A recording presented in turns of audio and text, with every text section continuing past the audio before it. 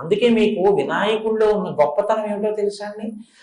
కర్మ ఫలితంగా మీరు ఏదైనా ఆపదలో ఉన్నారనుకోండి, వినాయకుడు కాళ్ళు పట్టుకుంటే ఆయన ఏం చేస్తాడంటే ఆ ఆపద రూపంలో మీ కష్టంలో వ్యగ్రత కల్పించి తీసేసి మీకు శాశ్వత సుఖాన్ని ఇచ్చేస్తాడు.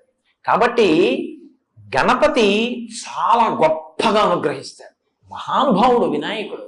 వికటో, ఆయన చేసే పనులు హాస్యస్ఫోరకంగా ఉంటాయి, కానీ ఆయన చాలా బాగా అనుగ్రహించేటటువంటి స్వరూపం ఉన్నవాడు. ఆయన చేసే పనులు ఏమిట్రా ఇలాగా అనిపిస్తుంది, కానీ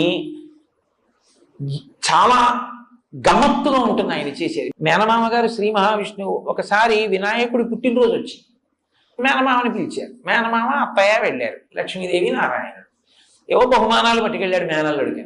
అన్నీ అక్కడ పెట్టి, ఒరే నాన్న నీకు తెచ్చాను రా అని చూపిస్తుంటే, ఇవన్నీ ఇస్తుండడంలో సుదర్శన చక్రాన్ని పక్కనెట్టుకున్నాడు ఆయన.